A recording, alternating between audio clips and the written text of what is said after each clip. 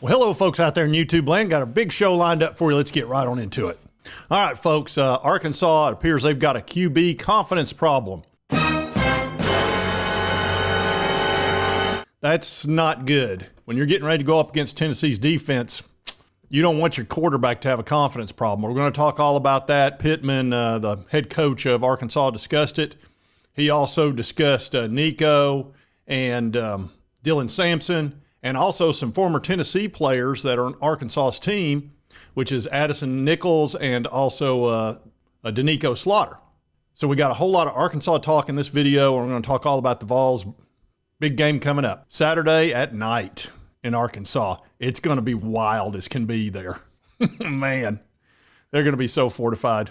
You picked up some bootleg liquor. Where did you get the liquor? Where did you get the liquor?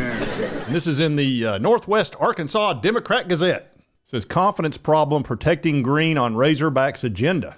And they brought in Talon Green from Boise State's heck of a quarterback as far as a running quarterback.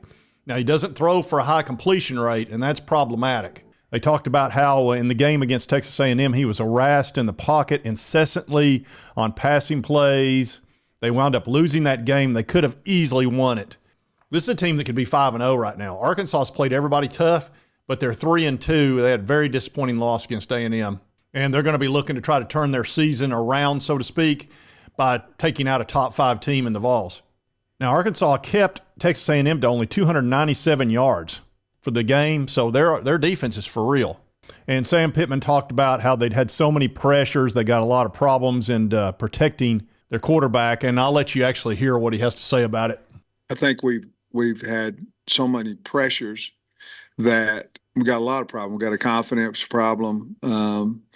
We have a quarterback that's not confident. There's times when he can stand in the pocket that there is one there. There's times when he stays in the pocket and he gets hit. And we tried a lot of quick passing game as well. But I think between that, moving the pocket and running the football, the problem with that was early in the game, Yeah, so they're having trouble protecting Talon. And on top of that, he's bad to immediately get out of the pocket. He's not confident that pocket's going to stay there for him. And he's getting pressured 41% of the time.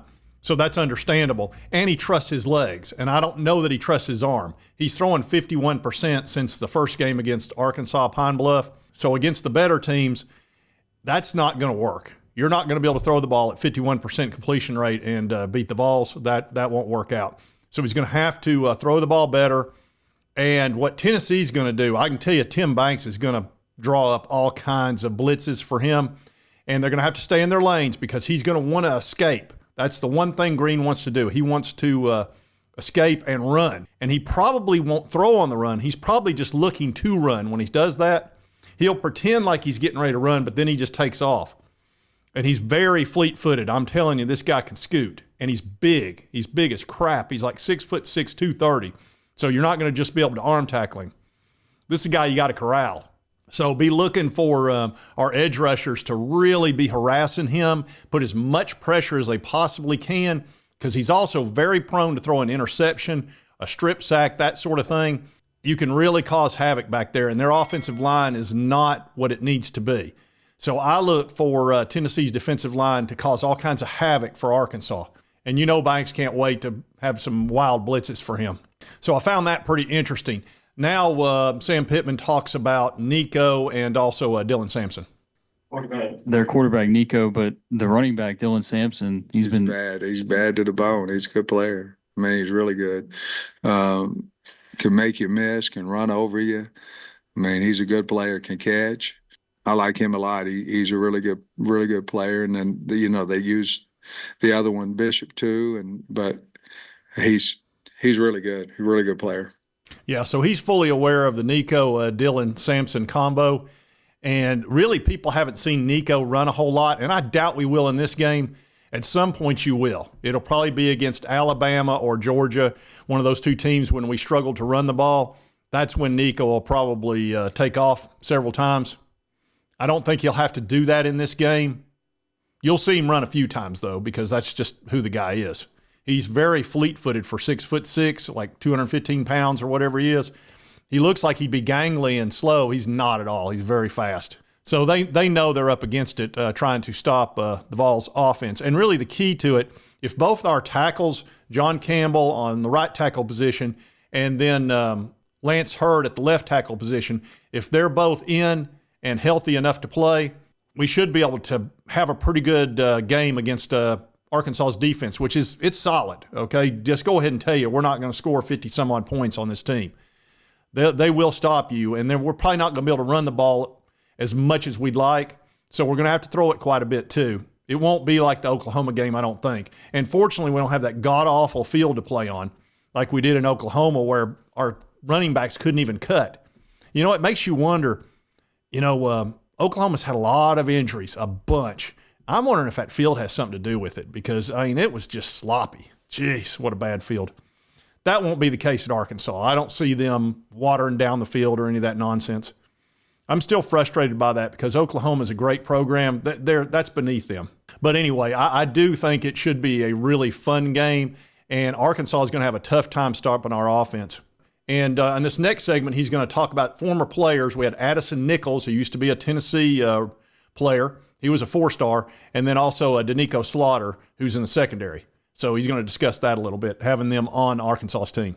What would you say about each one of those guys separately, about what kind of season they've had for you so far and what kind of kids they are for your team? Well, anytime, Trey had mentioned something about starting and all this, and so I'm going to contradict myself a little bit, but anytime you got a guy that's starting, he's the best you got.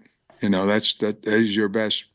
You feel like that's the best you have, especially if you're not in a rotation, you know what I mean? So with Nichols coming in here and starting for us has been really good for us. And then with Nico, he's played really, really good ball for us. And so those two guys coming from Tennessee have helped our program. Glad they're here. So, yeah, as you can see, Sam Pittman's, he's very affable. He's just likable. He just is. He's that type of dude. And he's really been on the hot seat. He started out pretty decent this season. He really, like I said, could be 4-1, 5-0. Instead, they're 3-2. And, of course, Bobby Petrino is going to dial up some plays that will give Tennessee fits. This is not going to be some easy win. I'll just go ahead and lay that out. I don't see it being that way. I think they're going to play us hard. You walk over with your limping back. I think it being a night game at Arkansas on the road, I think they're going to be loud as crap. That's an exciting time to play a football game. And if you'll notice, all our games, Florida game next week will be at 7 o'clock as well. So that'll be Neyland Stadium will be on fire. And I know Florida's not real good this year, but it doesn't matter. They've had our number for years, and we're going to have fire in our eyes when we play Florida. And we're going to look, I hope we run up the score on that dadgum team. And they would deserve it. But I thought you'd enjoy hearing some of what Sam Pittman has to say about that game. This is one where we've got to keep the crowd out of it. And that's why having a good start would really be helpful. I know we need to establish the run, make some nice passes, get Nico some protection. As long as we'll protect him, he can burn anybody. I'm not concerned about that. But you saw what happened in Oklahoma when our two tackles went out and they came in and had 2 strip sacks. We can't have that crap. And hopefully Nico learned from that, being in a road environment, not being able to hear. They're putting a lot of pressure on you. That adds a lot of stress to a quarterback's plate.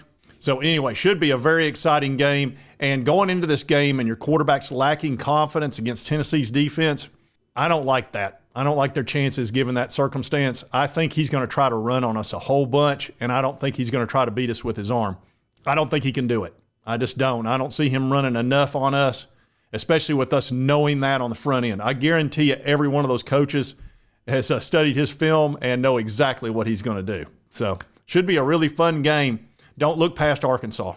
So anyway, if you like this content, be sure to hit that like button. Let's remember to continue to cover all these big college sports stories. If you've not subscribed, boom, boom, boom. This little button right here won't cost you a dime, and it helps you get my videos. Sometimes it's tough with the algorithm, and a lot of y'all watch my videos and you don't hit the subscribe button.